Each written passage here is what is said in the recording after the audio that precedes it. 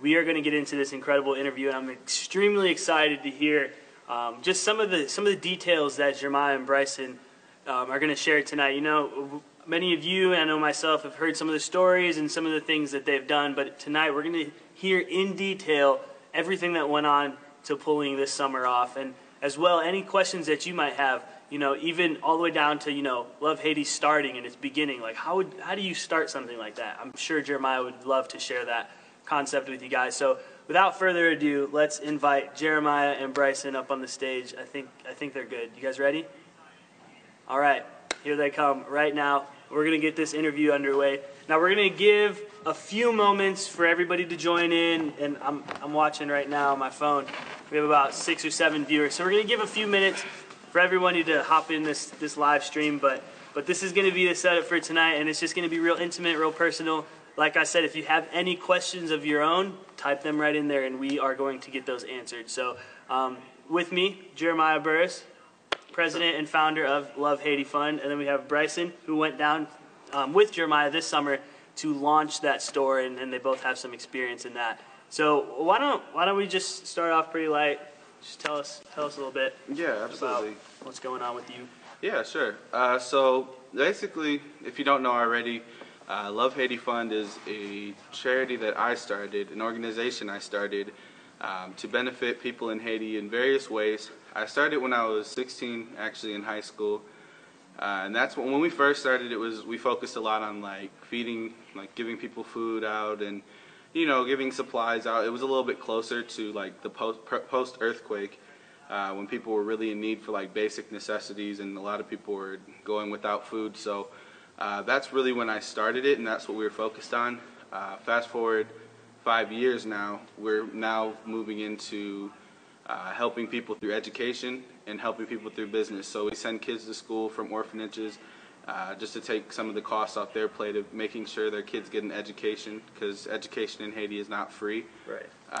And we are also starting businesses, and that's what we actually did this summer. We started, you know, our first business in Haiti. So, yeah. Cool. So tell us a little bit about like kind of the mindset that brought you from, you know, where you started just giving relief, and then kind of took you to, okay, well, let's educate these kids, let's feed these kids. And now starting a business. Like, what was that thought process like, getting from each different point? You know what? I think like just being aware. That's like a very important thing in any field, really. Like if you're doing whatever you're doing, you should be aware. If you're working towards something, a goal of having, you know, a beautiful Haiti that has cities that people want to come to and travel to, and it's a beautiful island naturally.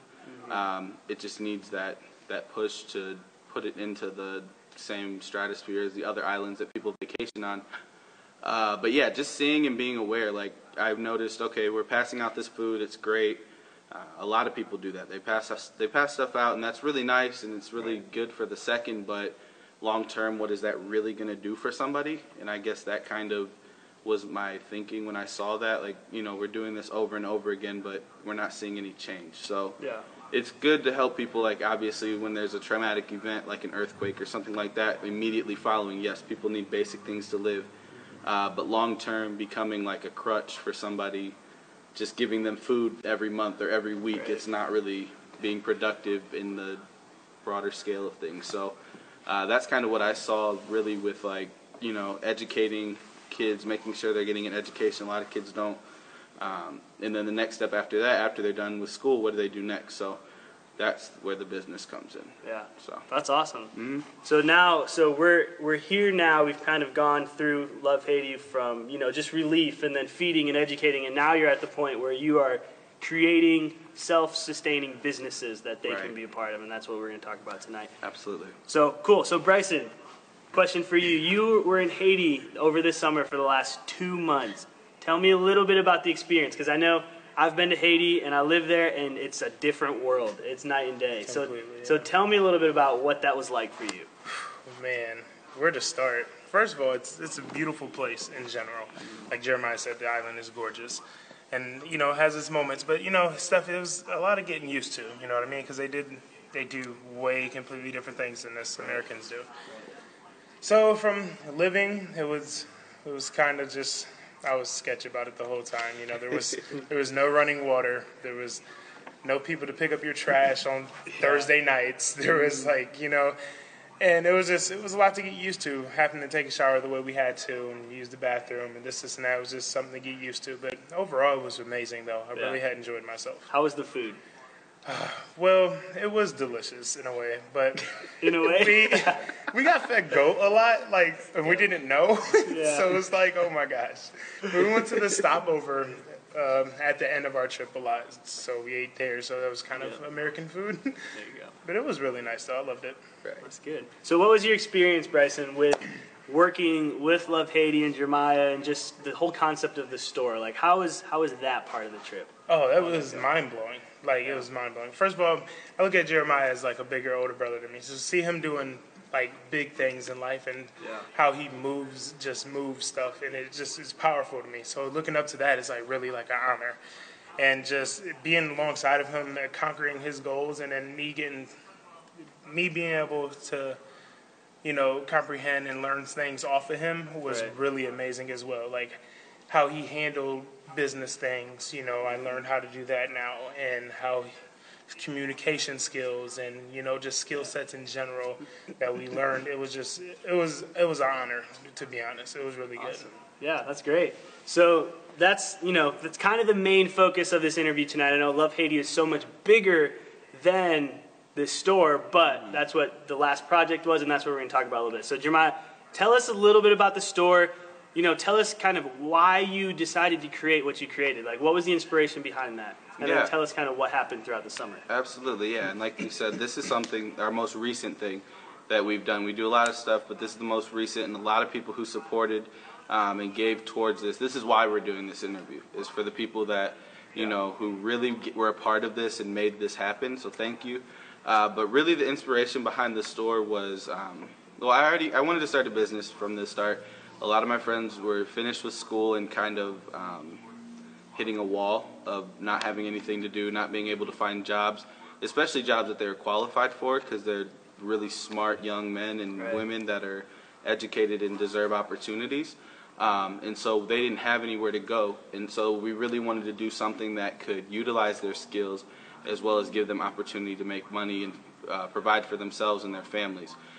So basically I'm a business student right now in college, and all of the projects and stuff that I do for business plans are usually for Haiti. I think I have like maybe one American business plan. I have like 13 Haiti ones done now. That's awesome. So so I started off and I'm like, all right, I have these 13 it was like 10 at the time when I'd first gone down this past February to look for places and things. So we went with a group, and we actually stopped at this place. And the second we walked in there, I was like, oh, this is a retail space. You know what I mean? It wasn't like I have a barber shop, I have this, I have that, I have this, I have that, like a bunch of different plans. But I'm like, no, this is our store. Yeah. And so from there, we just continued to build it up. I teamed up with Rodson, who is the manager there at the store, who was actually in the Educate Haiti program that we started a couple years ago. So, you know what I mean? He's been with us throughout the time and helping us out through Love Haiti Fund. But we got together and we really just talked about, okay, what should we put in the store? Like, what can we do that could really sell here? Not everybody, a lot of people aren't super wealthy in Haiti and have money to spend on super expensive things, but we could still offer things that are nice and, aren't garbage. I think a lot of the times, like, people will come down to Haiti and start something or hand something out and it's used or it's dirty or, it's not really valuable.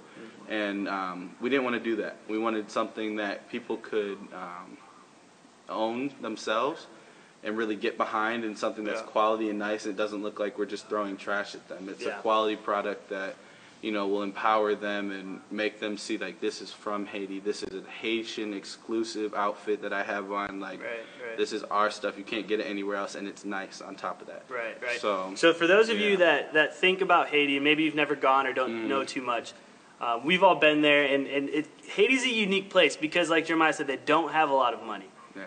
They're kind of, it's one of the most impoverished places in the world, and so they really don't honestly know sometimes where their next meal's coming. But one thing about Haitians, you have to know, they have to stay fresh. Absolutely. They stay fly. They spend all the money they do have on outfits, on shoes, on clothes. Right. And, it's one of those things, they may live in a a mud hut, but they got True Religion jeans on. Like they right. know how to, they have style, they know how to dress, and so they really love just streetwear, like urban wear, just clothing. They really get into that stuff. And Absolutely. So yeah, take it away from them. Yeah, but yeah, like you said, they are it's very serious. You know, you want to present yourself. It doesn't matter if you're from, you know, a garbage house or you're from this or that. They still want to look their best, and that's a good thing. Like that's nothing I would push somebody away from looking their best all the time, no matter where you're from. That's a quality everybody should have.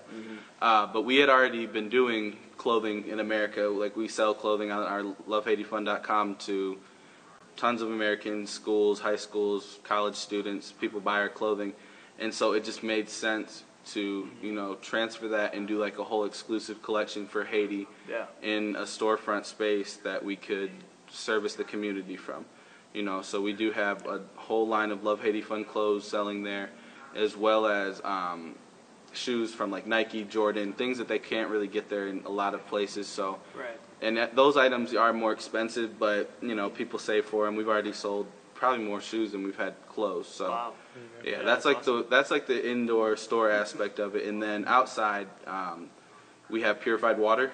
So we have 2 600-gallon tanks where we sell purified water to the community by the gallon or by the huge blue tub, 6-gallon, whatever it is. And yeah, they're able to come buy purified water from us pretty much all day and almost all night. And that's really a good service to people there. It's close in the community where there's not a ton of people doing it. And so it's a good service to people in our area. And that's been great. We also have Wi-Fi. We let people connect to our Wi-Fi for money because, believe it or not, there's not Wi-Fi everywhere in Haiti, and there's no McDonald's or Starbucks. You can't just stop by. Yeah, there's nowhere to stop in and just log on real quick. So, yeah, we let people connect to the Wi-Fi for a really small fee, but, you know, maximize our profits that way. And we also charge phones and sell cell phone minutes there as well. Wow. So, yeah, it's a lot going on, but it's been great, and we're making money and giving people jobs and providing, being able to provide for their families is why and what we're doing. Yeah, no, that's awesome. So, Bryson, let me ask you a question. What do you think, you know, you were spent all summer down there building it, just hanging out there. What do you think about the store? Break down some of the things that you like the most about it, about the store in Haiti. Well, first off, if you guys don't know Jeremiah is always like, he's always on top. Like, he's always hip to the latest fashions, the latest music, you know. He's just, you know, very modern, I should say. There you go. And so he laid the store out. Like, he had this mindset in his head. Like, I mean, in his head, he had this plan already, ready to get made. So I'm trying to tell him, like, oh, man, you should, you know, do stuff over here. He's like, nope, I want it over here. And I want this, you know. So the way it came out, it is beautiful. If you guys go on social media and look at all the pictures and stuff like that, it's beautiful. But to be... to see how he did that, it was just amazing. Like, he put America in Haiti. Like, it has that feel, but, you know, you step outside and it's 100 degrees, you know, but it's still really nice, and I like the way, you know, we did that together. Okay, so let me ask you this, Jeremiah, and Bryson, you can chime in too. You know, I know that one person doesn't just open a store in Haiti. You don't just, you know, hey, I'm going to open this store.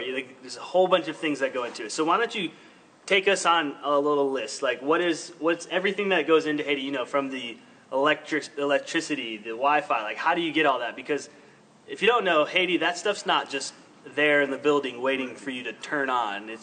You have to run your own electricity, run your own, like, all that stuff. And so tell us a little bit about, like, what that process looked like for you. Yeah, I mean, I actually have, like, a checklist on my iPad that has, like everything that we needed to get done before and after we got there. The weeks before it was mostly just like curating like products to go in the store and books and all this kind of stuff. Because we have a ton of books and magazines actually. That was like a really important thing I wanted to do, was like bring in culture magazines and style magazines and technology magazines so people can come and look and read and not only just shop but educate themselves on different things that are going outside in the world. But yeah, it was crazy. A lot of like hot, long days searching for things, just the electricity. I mean, yeah, go ahead. It was just, all right, everything in Haiti closes at like 3. Yes, like, in the afternoon, that is very true. It's done. They wake up like 4 in the morning yelling for no reason. And And then they close everything down at 3. So you're walking around middle of the day like, man, I should get this, and that. But, you know, in America, we just go to Walmart to get that. Right. You know, we have to wait till the next day, get up early just to go get this. And the struggle, guys, I'm telling you, the struggle to find these things in the randomest places. Like, we found an electrician. Well, our buddy, the manager, Rodson, the connection, like anything you needed, he just knows everybody. Shout out to Rodson. Awesome. Right. And so the electrician, he came, you know, it was like random electrician. And let me pause there. These people in Haiti have so much talent. They know about everything from carpenter to plumbing to electricians to mechanics. To my phone broke there and I got my phone repaired. Like it's just it's crazy. So and there's I don't know. They're wonderful about everything. But you know, going along them hot days on the back of the trucks, solar panels, you know, just looking for everything. It was just crazy. That's hilarious. Because it's not like one store. Like you think like okay. We need in America. Okay, we need to go. Even if we need to go buy solar panels and batteries, let's go to Home Depot real quick. Okay, our thing was like, let's drive 30 minutes to the city, St. Mark, and search for 8 matching batteries the correct voltage solar panels that'll send the correct signals through and not overpower batteries. Then we need an inverter, and then we need this little box that regulates. Then we need, but they're all in like 8 different places There's across not one the store city. you go no, to. they're all in like 8 different places, and then at the end of the day, your electrician's like, you know what? Actually, it's in Port-au-Prince, which is like 2 hours away, and they're like, "We'll have to do it tomorrow." So okay, great. Closed, so we woke up at 4, ran around the city for like I don't know, 10 hours, and then didn't get what we needed. So a lot of that, but that's the reason why we went though. That like we had to be there to keep it going, keep it moving, and a lot of that momentum wouldn't have happened or wouldn't have happened quickly if we weren't there. So this is kind of a side note. Before I ask this question, though, I want to give a shout out. LoveHaitiFun.com. After this interview, stay tuned, watch this interview. But after the interview, go check out LoveHaitiFun.com, right? LoveHaitiFun.com? Yeah, fun.com. Fun.com. All Jeremiah's merchandise is on there. If you would like to purchase some shirts or some clothing, do that. You can check out his projects and what's going on. So LoveHaitiFun.com. Don't forget to check that out. And the questions. And the questions. Also, if you have any questions of your own that we didn't cover here in this interview, please type them out. And after I get done with my list, we are going to ask them these questions, and they're going to answer all your questions personally. So don't forget to type those out. So you guys lived there for 2 months. Give me a little taste of like your living conditions. Were you guys like cooped up in a 5-star hotel room? Like what were you guys living like? Let's hear your day. Go ahead, you go first, Bryson. Yeah, I always got the answers for these. Well, first of all, first got there first night, I almost died immediately. I almost died. All right, we get off the plane. It's like 130 degrees. It was bad. So we get to this house. It's Rodson's house or whatever. So I'm like, okay, you know, it's nice, you know. So I'm like, all right, you guys got a fan or, you know, turn on the air conditioner, you know? No fan, no power at all. So we had like, I'm not gonna tell you how we did it, but there was some power lines in there. So we charged our phone. We have one power strip. One power strip. So when we plugged up our phones in the morning, you know, you guys' phones usually on 100%. Ours is like on 25, 30. You know, so it was terrible. But that first night, dude, the roaches, mosquitoes. I don't do mosquitoes. Like I get bit. I get swelled up really bad, and they ate me alive. I'm talking about you can hear the roaches conversating. Like it was terrible flying around the room, just big ones crawling on you like they own the place. It was terrible, but I got used to it though.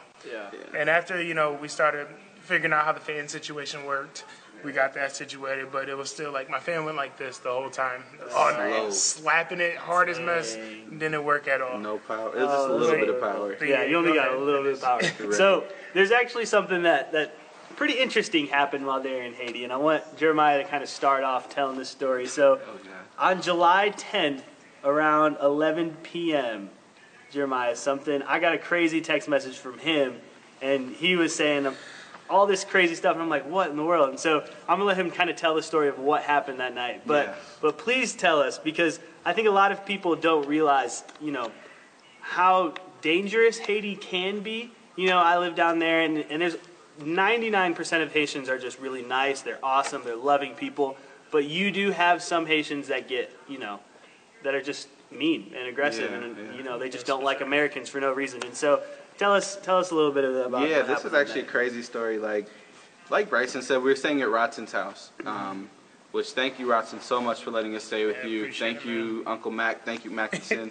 Thank you for allowing us to be in your house. You know, I enjoyed sleeping on the floor and killing roaches for 2 months. It was so much fun. No, I really did. It was fun. I got home and my bed did not feel right. So I had fun doing that. But on this particular night, we had gone up to the stopover, which is like the gas station that was right up the hill from our house.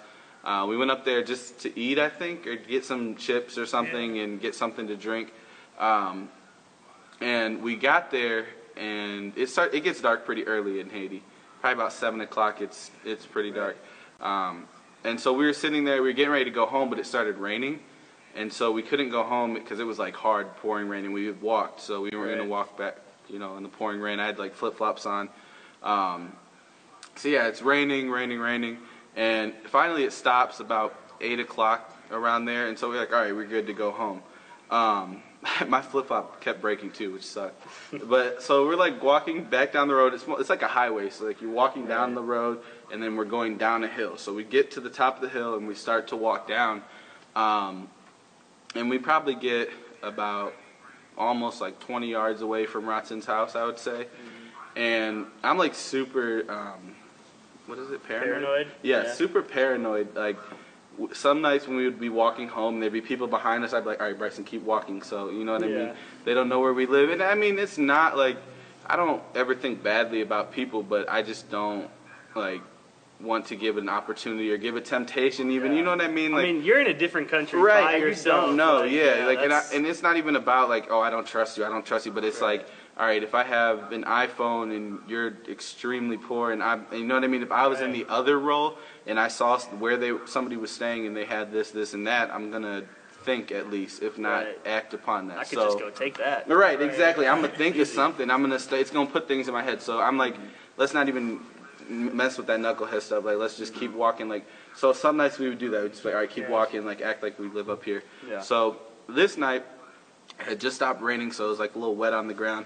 We're walking down, and all of a sudden, like, we see a car go past, like a car that's going to go past us, which on this road it's very small. You have to jump off the road kind of to Rotson's house because cars do pass through there. And so we were walking down the road, and this car is like flying. Usually they go pretty slow down the hill because they know people live down there and walking. This car just fast passes, so we had to like jump off the road. We had groceries in our hand. We had like drinks, chips, a bag of ice. Like, we had to jump off the road. Like, my flip-flops broken. I'm mad. I'm like, really? Like, okay, so they get like 20 yards in front of us about to where Rotson's house is, and they stop. And then I'm like, all right, crap. That's scary. Yeah, so they halt. Like, I'm like, Bryson, did you just say anything to them? Or like, did you throw something at their car? No. Like, usually, you know, if you throw something at somebody, they stop and they freak out.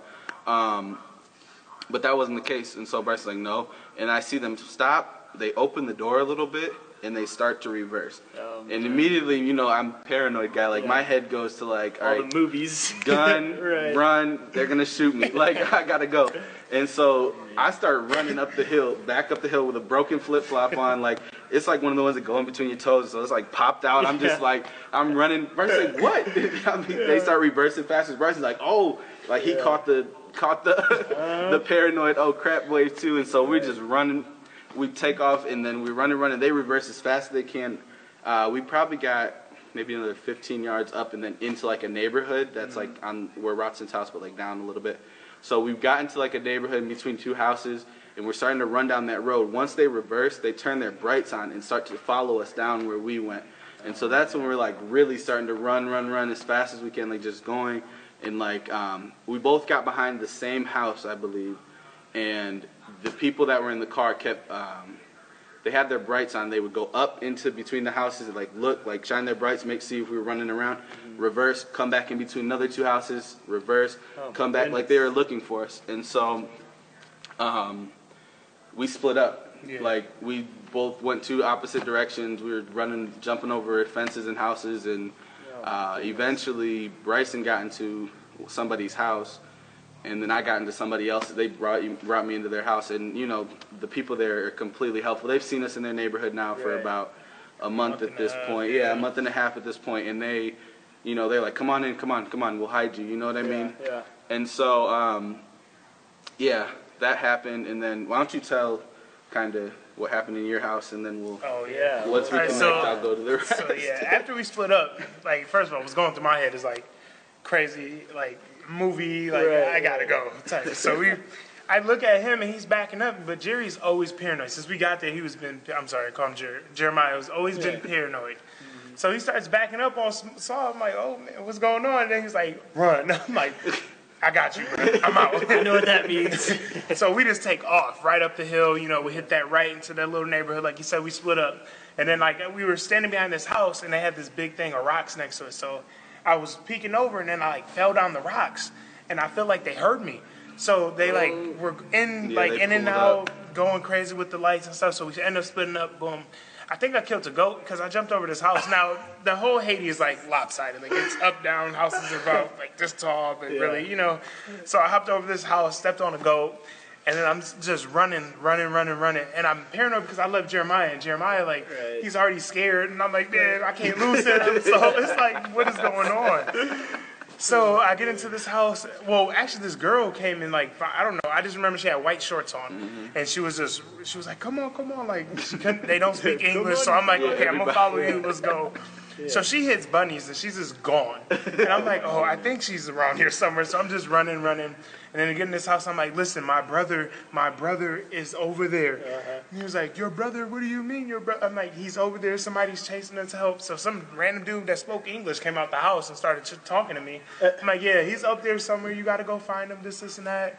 So they went to go find him, but the whole time they had me under the bed. And like, I'm a bigger guy, so I don't fit under beds, but I fit under that bed that night for sure. I was underneath that bed. So they walking back, talk about they couldn't find him or something like that. I'm like, what do you mean he's up there? So then he finally comes back down and we're sitting inside this house. Let me tell them what they said when they came to get me. So I'm hiding in this guy's house. Like his wife is over here sleeping on the ground and he's like standing looking out the door. Because I guess the guys got out of the car too. Like they had a gun or something, got out of the car and like looking for us. And the guy, they came to my door, and they were like, your brother. And I'm like, oh crap, they called Bryson. Like they just said brother. I'm like, oh they got him. All right, where we gotta go. Like I thought he was caught for sure. Oh man. But yeah, they ended up walking me back to where he was. So. Oh jeez. But yeah, so that's a crazy night. Like okay, so. It was the day after my birthday. Oh, that's like I just turned 18. I was so hyped that whole day, and then they tried to get me. Yeah. So like we said, like Haitians are normally super friendly, and that's kind of a testament to them helping us out. Well, you. That's the thing though. Like okay, so yeah, who were these guys? Yeah, like, that's what I was gonna say. So we had gotten together in that room, and we were hiding.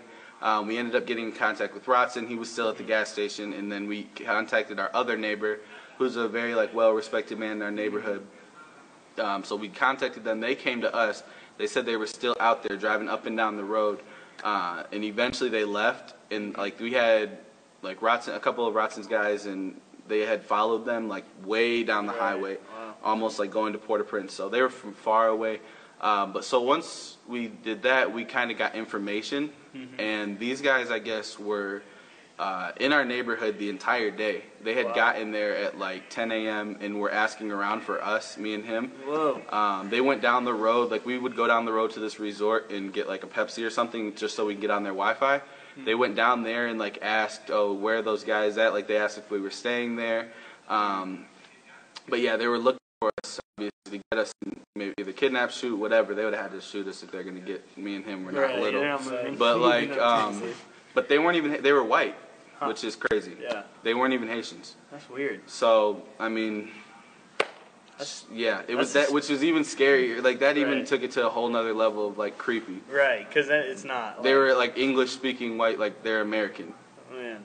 So. That's crazy. Yeah, if you're watching, we know, you know. We know who you are. We know you're white. We know we have our neighborhoods ready. We'll be ready for you. So, if you try to kidnap us again, we'll see you get But after that happened, it was just... his paranoid level just went skyrocket up. We didn't leave the house after, 7? Yeah. We're not allowed to leave the house at 7. We were not allowed to go down the street to get on Wi-Fi. We're not allowed to do nothing. We had to stay in the house. No, because they didn't have power, so we had our flashlights on the floor, lighting up the room. We'll play some music, just enjoy ourselves, eat our little snacks. Right. No snacks no more, no flashlights, no nothing. We'll sit there in the dark and just talk. That's it. Yeah, well, and that's the thing. Like, it messed with my sleep for sure. Like, I would stay up the entire night. Like, I'd wait till like 4:30 when our neighbors would wake up, and then I'd fall asleep, and then we'd like go to the store at like 9. So that last like month was super like exhausting. Yeah. Then your dreams. Yeah, like it was just not. Yeah, it wasn't crazy. So let's talk about that. Since we know that those guys that were trying to kidnap you weren't necessarily Haitians. Yeah. What were kind of the relationships that you did take away from Haiti that were super enjoyable? Jeremiah, we'll start with you. What are some of the things that you got to, experience just being there for 2 months and living with that community? For sure, yeah, and that's the thing. Like, I've been before, so I had already had friends, but like really to just meet other people in our neighborhoods and just friends and just build those relationships daily. Like, we would have Sunday dinners with our neighbors. We just all have a really big meal, and even if we didn't speak the same language, they would teach us. I've actually gotten a lot better at Creole, but like they would just teach us things, we would teach them things, and we would just sit there and like conversate, and really you see how like similar you are. Right. You're not different. You know what I mean? You really see how similar you are as humans, regardless of where you're from or what you speak or what your situation is financially or whatever it may be. You kind of get together and you're like, wow, like these people are just like me. These people are, going through life things. They have kids, uncles, cousins, situations they go through, report cards, like all kinds of stuff. Like just building those relationships with people that have lasted a long time. Just where we're living, and like in our store too, like building relationships with the electricians and plumbers and carpenters and local workers that we were able to provide a job for, which was awesome to do as well. Like, those are people that I'll always call on and be able to continue to use and have them use their skills to make money. So it kind of makes the whole thing like a little more personable, right? Yeah, like absolutely. Even the whole Love Haiti concept, like now you've been there, you actually like know these families intimately, right? Rather than just who a you're quick, helping. Because we had gone before like quick, like 2 weeks or week trips, and I'd lived there in somebody's house before, but to actually be there for that amount of time, to put the time in and really just like get to really live with people, it was awesome. That's great. So Bryson, what are some relationships that you took away from Haiti that will forever be with you? Man, there were so many, Bill, because like, I don't know, I'm a lover, so I get attached to people quickly. So like, just watching the kids play soccer right outside our windows was just adorable to me, because these kids like are really good, first of all. And I don't know. And then the lady next door to us, Dune, she was just something else. She would yell Jeremiah's name 4 in the morning. Just, Jeremiah, like, what do you want? We're trying to sleep. All she wanted to know was how we were doing, though. That's it. These people are very, like, loving, caring, even though, like, they come from, like, nothing. You know what I mean? Right. And then to have us two Americans go in there and then to get, we weren't even treated like gods or anything. They just treat us like normal people. You know what I mean? Yeah. So just to see them, like, because I don't know, like, I feel like a rich person, or, never mind. Like, they're like higher up or something. They think really highly, or they're like, oh no, you're less. So don't they could talk act different. Exactly. Yeah, for sure. So, but we didn't go in with that attitude at all, because half the time we were broke because we were putting everything inside the store. Right. But to be able to like build relationships that way with people was just amazing. And then to have, like, I don't know, you see the size of us, so people always turn their heads no matter what. Yeah. So probably the 2 biggest guys in Haiti at the time. Exactly. So just to have us walk down the streets and stuff, people turn their heads. So that was, people communicated to us until we made, every time we walked past that, I always said that picture on that wall. Every time we walked past there, people said what's up to us. We had kids come in our store and shoot a music video, building more relationships. It was just amazing, really. And then to me, building a relationship with Uncle Mac and Rodson was just dope, because they're like my brothers now. You know what I mean? Like, and it's funny because you guys listen to the same stuff I do. You guys act the same way I do. We can go off. We haven't lived the same life at all. I'm not saying that, but we can still, reflect on some things. So it was amazing. That's awesome. So I know that you guys were only there for a short amount of time after the store opened, but what are some things, like, what are the Haitian people feeling about the store, if you have that perspective, if you could share that? Like, Well, how do you think the store is received within that community there? Proud, definitely. Yeah. Just proud. Like That's awesome. And with that, that's why it'll work. Yeah. People are proud of it. Like, I don't know if you can see the video. We'll post that up in a little bit. Right. But we threw a huge party to start it off, to welcome it into the community, and hundreds of people showed up and came in and looked through, and we're just like, wow, this is amazing. Like, a guy that lives there, we have somebody that has lived there his whole life who works for us, and he's like, nobody's ever done anything this nice that I've ever seen in Haiti. Wow. And so, that's awesome. Yeah, it's empowering the people and giving them something that isn't garbage, and it's taking business in Haiti to a level that it hasn't been in, and a level that some people might be afraid to go to because they think lower of these people. Right. But we're not afraid of that, and that's why it's going to work, and that's why it is working, and they're proud of it. Yeah. So. I mean, that's awesome. And personally, I've been there for quite some time as well, and I just remember, kind of what Jeremiah has touched on, just people going down there and maybe handing out their old clothes or passing out food, and those things are all nice and they're all good, and I would in no way say to stop doing those things, but there's a certain kind of ownership that he's talking about when you get somebody's old T-shirts compared to when somebody says, hey, this is your store. This business is yours, like, you run this. It's like, man, just the fact that somebody's going to be so willing to come down to this country to invest in us, I can imagine how those Haitian people feel, and it's so amazing. So one last question before we get into some of your guys' questions. How was it? So what was kind of the process like? I know not just specifically the store, but Love Haiti in general. It's not an easy thing to start something like this, obviously. So what are some of the obstacles that you've had to overcome in the last couple years, maybe even dealing with the store or with anything else in Love Haiti? Share a little bit about that. I guess I would say my biggest obstacles have been time, my age, my race, the timing of when I was doing it, and kind of the saturation of Haiti being helped. Yeah. I say that because there's so many people that are helping Haiti or doing something for Haiti that aren't making huge differences necessarily, which are necessary for you to help. I'm not saying don't do that, but just sometimes there's people that don't do the right things with the money.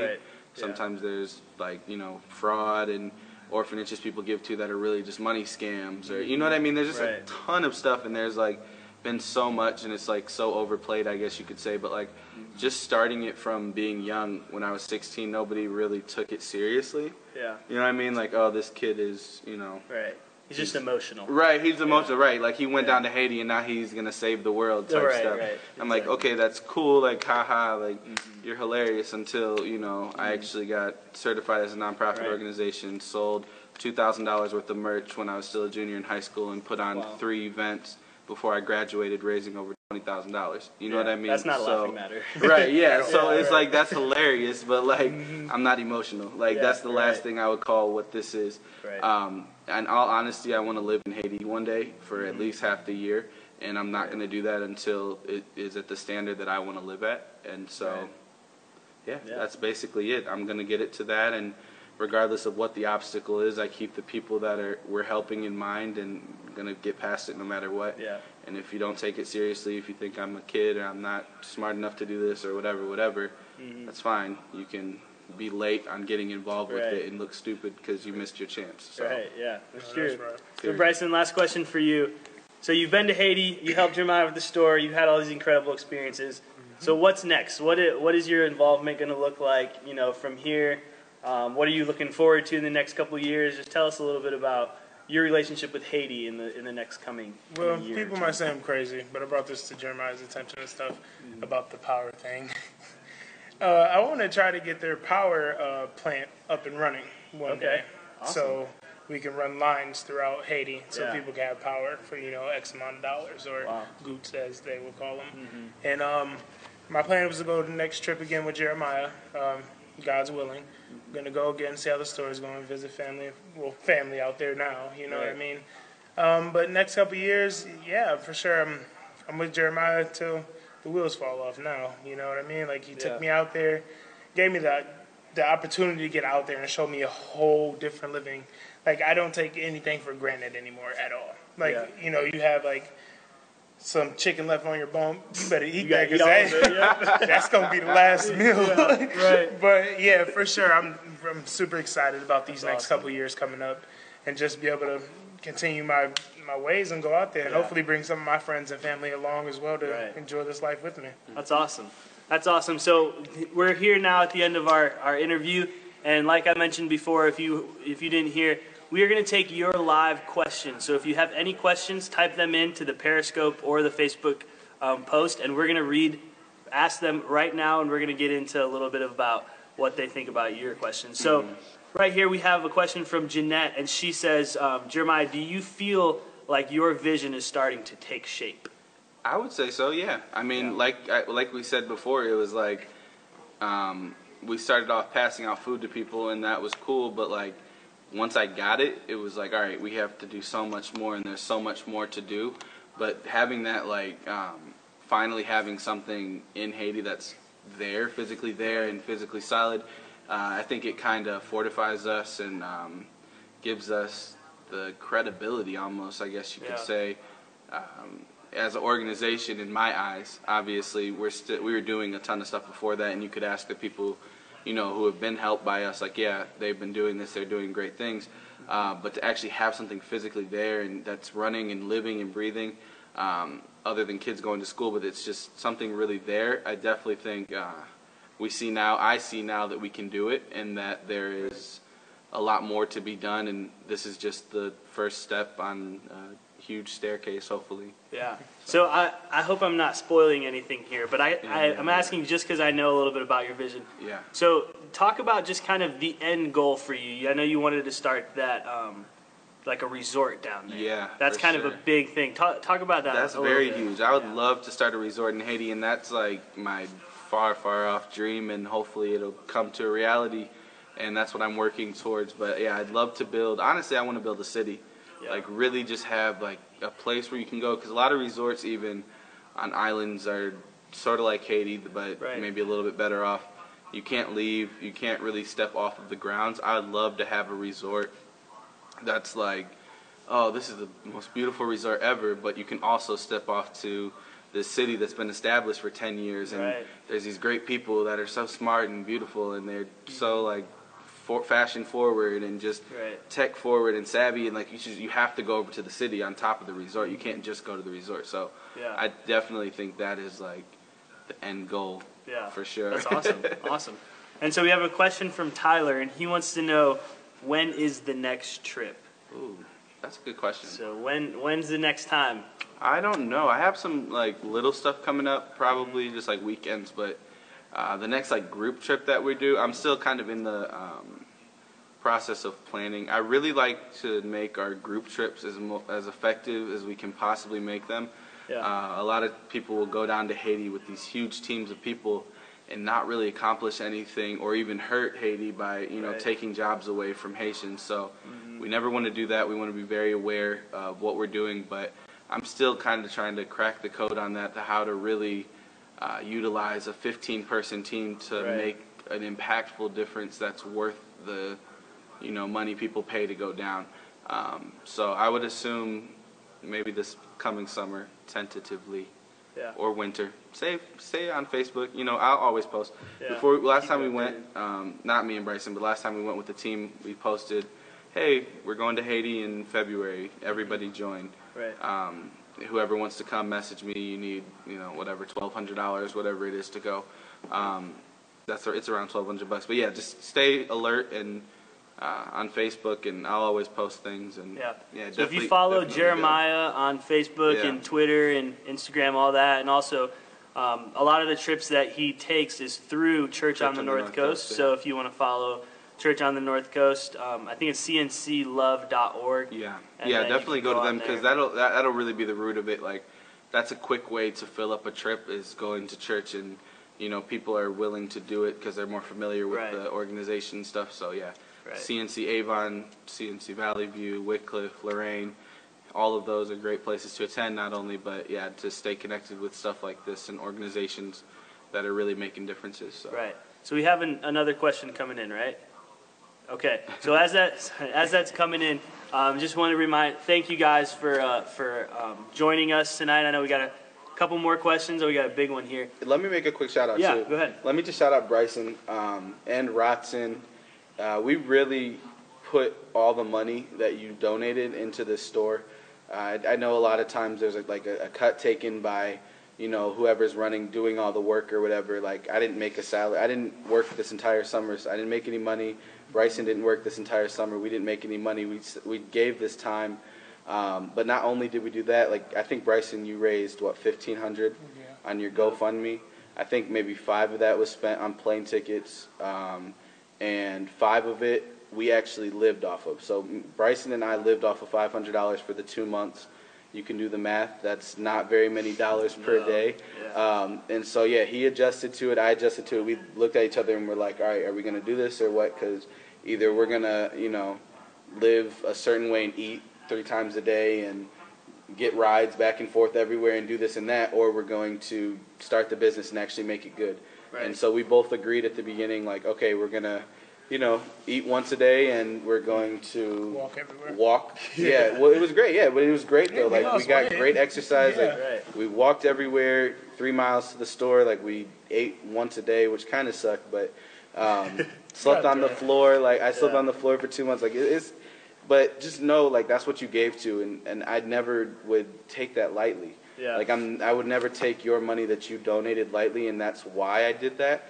And that's why it meant so much to do the things that we needed to do, because there's maybe 200 to 300 people that really gave their money to this. Like, people were donating like $500 at a time. I know it's not easy to donate $500, and that might not seem like a lot to people. If it doesn't seem like a lot, donate on lovehaitiFund.com.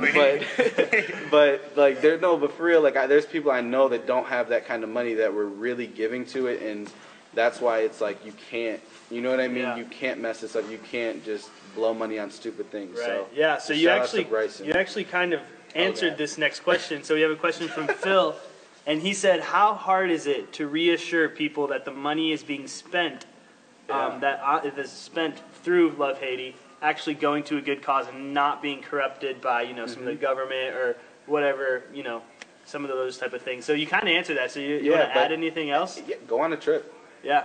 Go on a trip. Bryson, I can tell you that. If you don't believe it, you just got to come see it. Go look at the store. Because first of all, because they know we're Americans, that we are more wealthier than them, first of all. So they try to charge you an arm and a leg. Right. Yeah. So it's going to be expensive out there. Like, how much did we pay for the solar panels? Once we got it down, I think it was like $500. Yeah.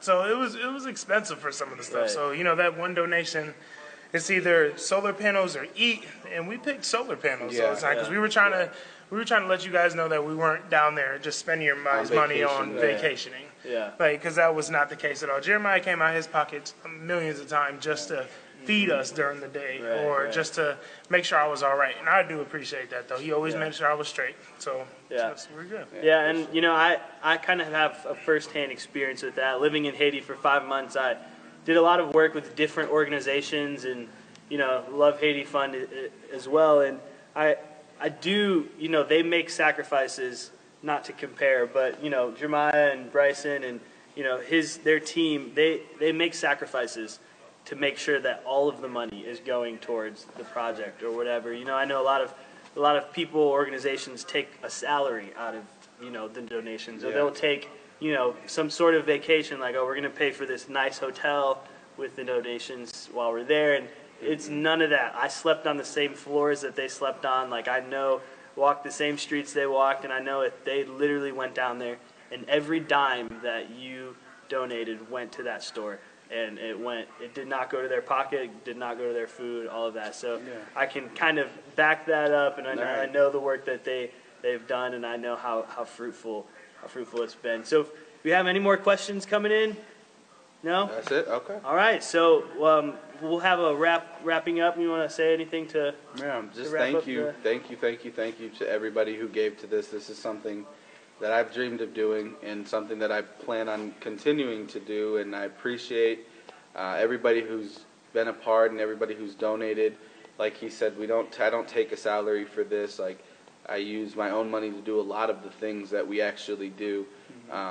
And I appreciate everybody who's kind of gone on that with me and really put money forward and really put their heart forward into this. Please continue to support us. We have a lot of things that we want to continue to do. I already have another space that I want to work on and start another business. So please stay updated with us. Stay with us. LoveHaitiFun.com. Spread the word. You know, I'm 21 now. I'd really love to continue to age and continue to make this bigger as I get older and as it gets older as well. And I think that, you know, we're a pretty easy organization to be a part of. We welcome everybody, all race, age, shape, size, color. We want you to be a part and really be a part of the work that we're doing, and we're very grateful for what you already have done. Yeah. Bryson? I just want to say thank you, and thank you, Jeremiah, personally, for this opportunity that you gave me, man. Taught me a lot. And thank you, everybody that donated to me. I know you guys are proud of me. Thank you so much. Yeah. Awesome. Love you guys. So if you could do me a favor, can you please share this video? Let's, you know, I don't know how many people we had live joining, but let's have everybody view this. All of your friends, all of your family, and spread the word about Love Haiti Fun whenever you can. Again, it's LoveHaitiFun.com. You can go to that website. You follow him on Jeremiah on Twitter, Facebook, Instagram, all of that stuff, so you can stay updated. Again, please share the video. Thank you so much for joining us tonight. I hope that was informational for you. I know it was. And please, like Jeremiah said, stay connected, stay tuned with us. You know, if you have any questions, he loves to interact with people, so send him a message, whatever, and help us, help Jeremiah and Love Haiti Fun change a nation. Right. Literally, your money and your time and your effort is going to shape an entire nation and shift a culture. And so if you would like to be a part of that, you can stop looking and be a part of Love Haiti Fun right now to change the world. So thanks again for joining us, LoveHaitiFun.com. Jeremiah, the CEO and president, and we have Bryson. So thank you so much.